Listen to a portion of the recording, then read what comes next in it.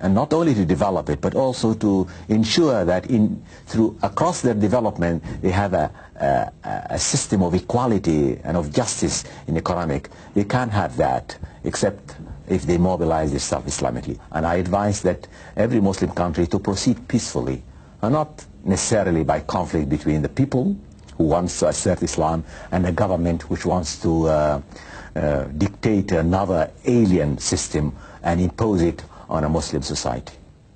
What freedom of choice do citizens have in your Islamic State? What happens to the secular dimension of life?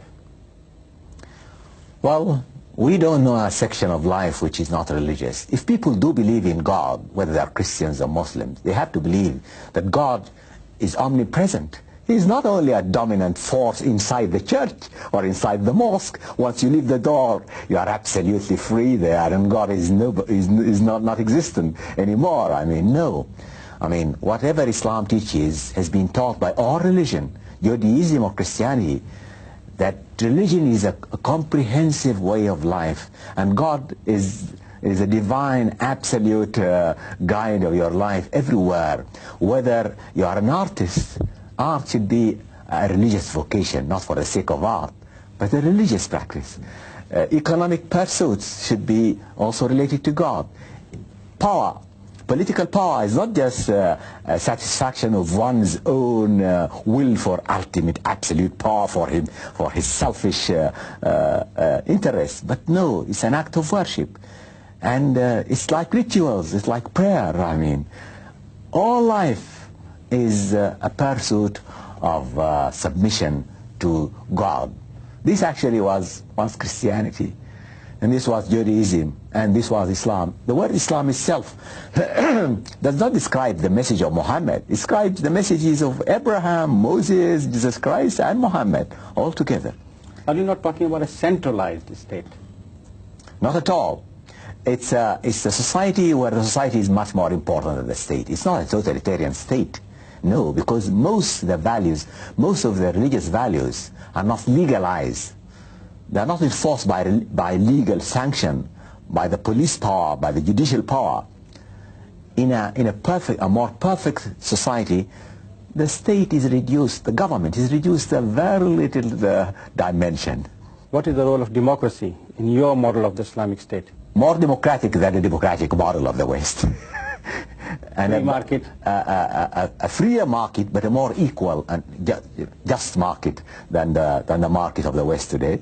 But it's something much similar than the socialist market of yesterday. And minimum government? Minimum government, that's right. Minimum government. The more perfect society becomes, the less government has to do. How does all that differ from the conservatives, say, for example? That's what they say. Well, the conservatives, you know, preserve much of their original traditional custom. But in Islam is a religion of renewal. It's not a system that is obsessed by custom. I mean, today we may represent Islam or reflect it through certain customs and traditions. But Islam teaches us that constantly we should renew our life and move away from traditional customs if they no longer represent our values. So the values will be eternal. But our customs, our practices, our procedures are just contemporary, are not permanent. So we are not conservative. We are liberals all the time, renewing our lives, so to speak. Why have all the Islamic states in recent times turned out to be authoritarian and very dictatorial? It's not because they are Islamic at all. They are just actually, they represent the legacy of the imperial history. When we were governed by these imperial powers, we were governed by completely authoritative, dictatorial foreign governments. And the national governments took over to continue the legacy of authoritarian rule.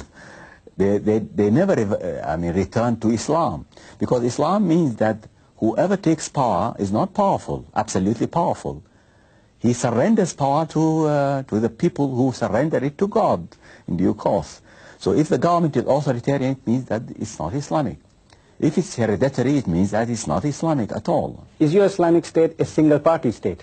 Even in the West now, parties are not as important as it used to be a few decades back. I mean, there is hardly a difference today between between one party and the other, because socialism, you know, at one time, capitalism used to represent quite different programs. But now in England or in America, there is hardly a difference between one party and the other. They're just two groups competing for power, but there is hardly a difference over the program now.